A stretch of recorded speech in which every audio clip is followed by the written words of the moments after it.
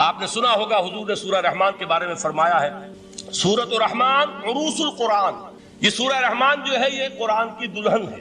جیسے دلہن کو آپ خوشنما لباس پہناتے ہیں، آراستہ پیراستہ اس کو گہنے اور اس کو زیور پہناتے ہیں، تو جس طریقے سے سجاتے ہیں آپ دلہن کو، اللہ تعالیٰ نے ایک سورت قرآن مجید میں یہ ایسی رکھی ہے سورہ رحمان کی، اسے خوب سجایا ہے۔ اس میں الفاظ کا در و بست، اس کا اپنا ایک ڈیوائن میوزک ہے۔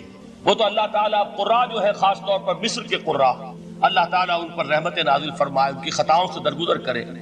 جس طرح قرآن کے انٹرنسک میوزک کو انہوں نے واضح کیا ہے، واقعہ یہ ہے کہ اگر یہ لوگ نہ ہوتے، شیخ عبد الباسط محمد عبد الصمد، شیخ محمود خلیل الحسنی، یہ لوگ کہ جنہوں نے قرآن کے اس غنا میوزک، یہ لفظ جو ہے آپ حیران نہ ہو کہ میں یہ کوئی شاید توہین کر رہا ہوں قرآن کی، حضور نے یہ لفظ استعمال کیا ہے، تغنو، اس قرآن کو اچھی سے اچھی خوشلحانی کے ساتھ پڑھو۔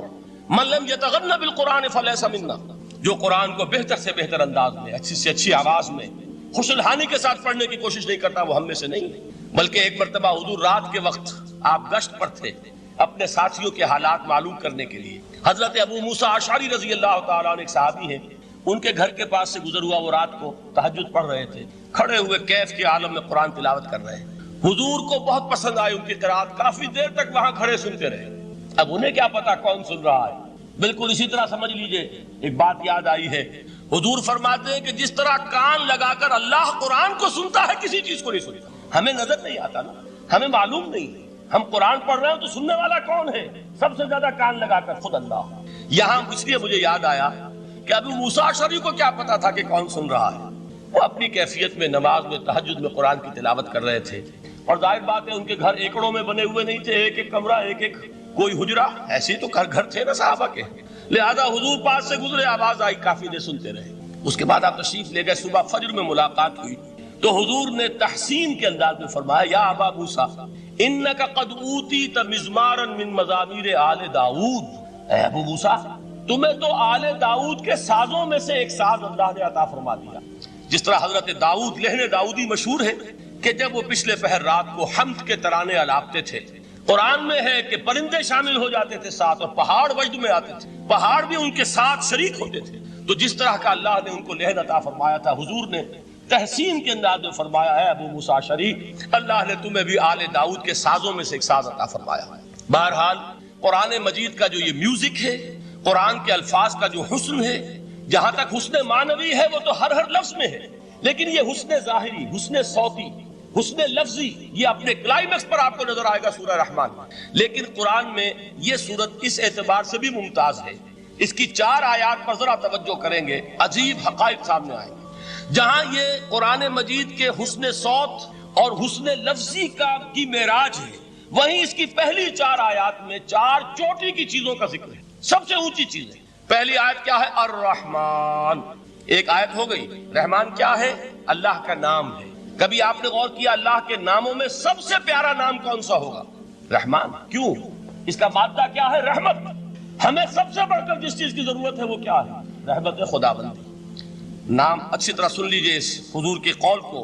حضور فرماتے کوئی شخص جنت میں مجرد اپنے عمل کی بنیاد پر داخل نہیں ہو سکے گا جب تک کہ رحمت خداوندی دستگیری نہ کرے۔ کسی صحابی نے بڑی ہمت اور جرأت کا ثبوت دیا کہ پوچھ لیا، کیا حضور آپ بھی؟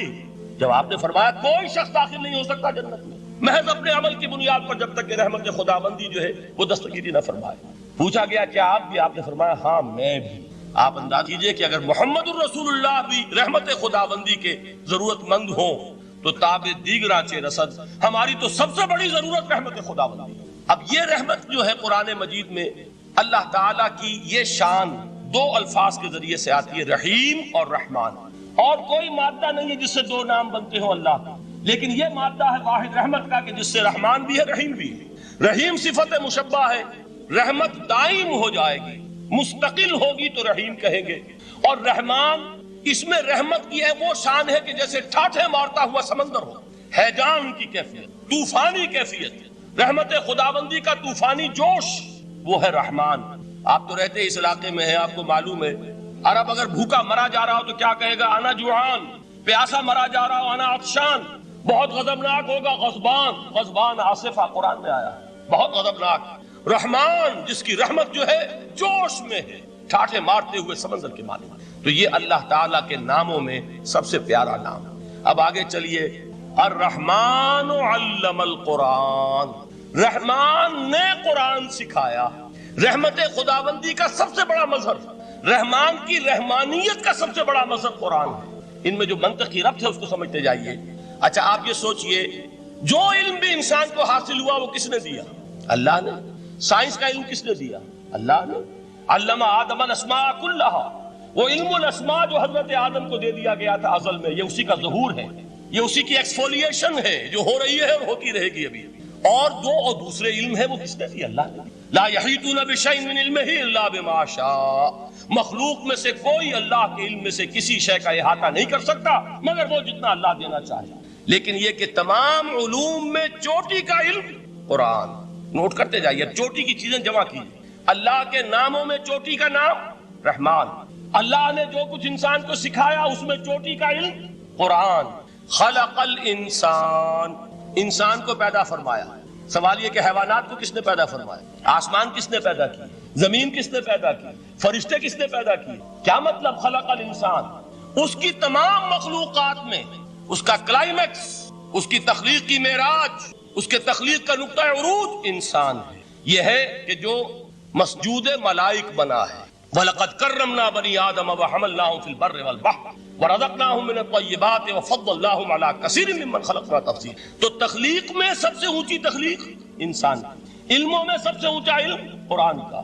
اللہ کے ناموں میں سب سے اونچا نام رحمان. تقاضے پورے کرو. تقاضے کیا ہے؟ ایمان ہے تو عمل درست ہونا چاہیے، ایمان ہے تو جہاد ہونا چاہیے، ایمان ہے تو جان اور مال کھپانی چاہیے.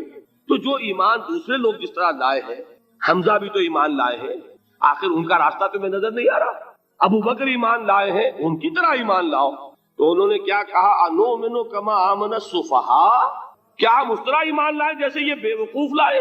سفیہ کا لفظ تو سبھی جانتے ہیں، یہ سفہاء کسے کہہ رہے ہیں؟ آپ نے پڑھا تو بہت مرتبہ ہوگا ان آیات کو، کبھی سوچا کس کو کہہ رہے ہیں؟ وہ ابو بکر کو کہہ رہے ہیں، وہ حمزہ کو کہہ رہے ہیں، وہ عمر کو کہہ رہے ہیں. ان کی تو مت ماری گئی. غرہ ہؤلاء دینہم، انہیں تو کوئی ہوش ہی نہیں. 2 مرتبہ حضرت ابو بکر نے وہ کام کیا ہے کہ ہر ورلڈلی وائز انسان یہ کہے گا کہ حماقت کی ہے جس کے سامنے دنیا ہے. جب ہجرت کے لیے حضور تشریف لے جا رہے تھے، 40,000 درہم کا سرمایہ تھا، جبکہ حضرت ابو بکر ایمان لائے. مکے کے چوٹی کے تاجروں میں سے تھے جو ملک التجار کہلاتے. لیکن اب وہ روپیہ کہاں خرچ ہوا؟ بلال کو خریدا، روپیہ دے کے خریدا یا ویسے ہی خرید لیا؟ آزاد کر دیا. ابو فقی کو خریدا، آزاد کر دیا. 6 ہیں غلام اور کنیزیں محمد رسول اللہ پر ایمان لانے والے جن کو ابو بکر نے اپنے پیسے سے خریدا اور آزاد کیا. یہ روپیہ تو پگھل رہا ہے نا. جو تھوڑی بہت پونجی رہ گئی ہے، تو جب حضرت حضور ہجرت کے لیے تشریف لے جا رہے، وہ ساری پونجی اپنے ساتھ لے گئے، گھر والوں کو چھوڑ کر گئے. بوڑھا باپ اندھا ابو قحافہ بعد میں وہ بھی ایمان لے آئے. اور یہ ابو بکر ہیں کہ جن کی 3 نسلیں ایک وقت میں موجود تھی مسلمانوں کی. ابو قحافہ مومن، ابو بکر مومن، اور ابو بکر کی اولاد مومن، عائشہ، اسماء اور ابو بکر اور عبد الرحمن ابن ابی بکر. یہ کون ہے؟ تو 3 نسلیں جس کی بیک وقت رہی ہیں ایمان میں، وہ شاذ لوگ ہیں، ان میں ابو بکر. لیکن یہ کہ اس وقت تک ابو قحافہ ایمان نہیں لائے تھے، والد نابینا تھے. تو والد ہے، بیٹیاں ہیں، حضرت عائشہ، حضرت اسماء، حضرت رضی اللہ تعالیٰ عنہما، بیوی ہے. کچھ نہیں چھوڑ کے گئے، ایک پیسہ. جب باپ کو معلوم ہوا بیٹا چلا گیا محمد کے ساتھ صلی اللہ علیہ وسلم، شخص غصے میں ہے، پیچ و تاب میں ہے. اب ہمارا کون والی وارث ہوگا؟ کون ہے ہماری خبرگیری کرنے والا؟ بیٹیوں سے پوتیوں سے اپنے پوچھتے کچھ چھوڑ کے بھی گیا کہ نہیں؟ ان کا ہاں ابا جان. کیا کیا انہوں نے؟ کبھی پڑھے ہیں واقعات؟ کچھ کنکر روڑے لیے، ایک کپڑے میں پوٹلی بنائی اور اندھے دادا کا ہاتھ اوپر پھروایا. دیکھیے دادا جان، یہ چھوڑ گئے ہیں، یہ مال ہے، یہ سونے اور چاندی کے سکے ہیں، ابا جان ہمیں ایسے نہیں چھوڑ کر گئے. واقعہ کیا ہے کہ ایک پیسہ نہیں چھوڑا ابو بکر نے گھر والوں کے لیے. سب کچھ لے گئے کہ کیا پتا محمد کے ساتھ جا رہا ہوں، کس وقت کیا ضرورت پیش آ جائے صلی اللہ علیہ وسلم. تو یہ کوئی عقل مندی کی بات ہے؟ اپنے غریبانوں میں جھانکی، آپ یہ عقل مندی کریں گے؟ کہیں چاہے نہ، یہ بات دوسری ہے. لیکن یہ کہ اس کو کون ہم میں سے عقل مندی کہے گا؟ اسی طریقے سے جب غزوہ تبوک کا وقت آیا، وہ واقعہ تو بہت مشہور ہے. حضرت عمر فرماتے ہیں کہ اس زمانے میں میرے پاس اتفاقاً پیسہ بہت تھا، میں نے یہ سوچا دل میں کہ اس مرحلے پر تو میں ابو بکر سے بازی لے جاؤں گا. مسابقت ان میں بھی تھی لیکن نیکی کی مسابقت, خیر کی مسابقت, انفاق فی سبیل اللہ کی مسابقت. تو میں نے سوچا کہ میں بازی لے جاؤں گا. میں نے کیا کیا, کل دولت جو تھی اس کے 2 حصے کیے, ایک حصہ گھر رکھا اور ایک لا کے حضور کی خدمت میں پیش کر دیا. حضور نے پوچھا کہ عمر گھر والوں کے لیے کچھ چھوڑا, کہ جی ہاں نصف کیا میں نے, نصف اللہ کی راہ میں حاضر ہے, نصف چھوڑا ہے. ٹھیک ہے. اب وہ آئے ابو بکر, پوچھا حضور نے ابو بکر گھر والوں کے لیے کچھ چھوڑا, کہ نہیں, صدیق کے لیے ہے خدا کا رسول بس, گھر میں اللہ اور اس کے رسول کے نام کے سوا کچھ نہیں تھے. یہی ہے نا, پروانے کو چراغ ہے, بلبل کو پھول بس, اور صدیق کے لیے ہے خدا کا رسول بس, مجھے گھر والوں کے لیے کچھ نہیں چاہیے.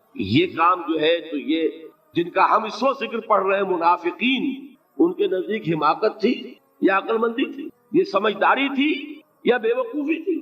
وہ ہے جو بات کہہ رہے ہیں کہ جب ان سے کہا جاتا ہے ایمان لاؤ بھلے لوگوں کی طرح جیسے دوسرے لوگ ایمان لائے ہیں, تو کیا کہتے ہیں, انؤمن کما آمن السفہاء الا انہم هم السفہاء ولکن لا یعلمون.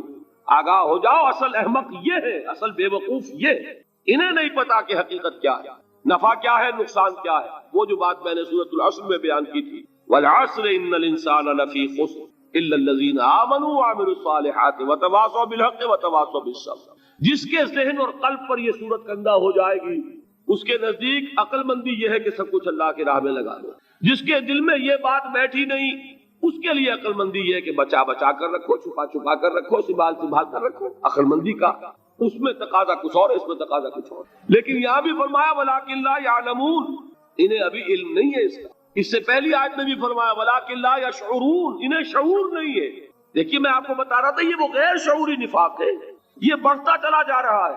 پہلے جھوٹا بہانہ تھا, پھر جھوٹی قسمیں ہوئی, پھر دشمنی ہو گئی صادق الایمان, جو جان اور مال لگا رہے ہیں, نچھاور کر رہے ہیں پروانہ وار, اللہ پر, اللہ کے دین کے اوپر نثار کر رہے ہیں اپنے آپ کو, ان سے عداوت, ان سے دشمنی, ان کا بغض, یہ 3rd سٹیج تک پہنچ گئے. اب بھی وہ اپنے آپ کو منافق نہیں سمجھتے, وہ سمجھتے عقل مند تو ہمیں, یہ تو بے وقوف ہے. ہم ہیں اصل میں بھائی, سمجھ کے چلنا چاہیے, تیل دیکھنی چاہیے, تیل کی دھار دیکھنی چاہیے, دائیں بائیں دیکھنا چاہیے, حفاظت کا بھی خیال ہونا چاہیے. یہ ساری چیزیں تو عقل مندی ہے نا دنیا کے اعتبار سے. تو وہ تو انہیں بے وقوف سمجھ رہے ہیں, اپنے آپ کو منافق کہاں سمجھیں گے. چاہیے ٹھیک ہے بھائی, دین بھی چاہیے لیکن دنیا کی فکر بھی چاہیے کہ نہیں. یہ آپ کہتے ہیں کہ نہیں کہتے؟ یہ تو بات آپ نے بہت دفعہ سنی بھائی, ٹھیک ہے دین بھی ہونا چاہیے لیکن دنیا بھی تو ہونی چاہیے کہ نہیں. یہ ہے سمجھ دنیا کی, یہ ہمارے معیارات ہیں. یہی وجہ ہے کہ دین ذلیل سے ذلیل تر ہو رہا ہے. دین وہ جو میں نے حال ہی کے اشعار سنائے تھے کہ پستی کا کوئی حد سے گزر نہ دیکھے, اسلام کا گر کر نہ ابھر نہ دیکھے, مانے نہ کبھی کہ مد ہے ہر جزر کے بعد دریا کا ہمارے جو اتر نہ دے. یہ دریا چڑھا کب تھا, جب صحابہ کرام نے وہ فینیٹسزم جس کو آج ہم کہیں گے, اس کا جب مظاہرہ کیا, اس کا ثبوت دیا, دامے درمے سخنے, جان مال تن دھن سب لگا دیا, تو اللہ کے دین میں بہار آ گئی, رونق آ گئی, دین کا غلبہ ہو گیا. اور جب ہم اپنے سمجھ کر رکھیں گے تو ظاہر بات ہے کہ اس کا تو پھر جو حشر ہوگا وہ وہی.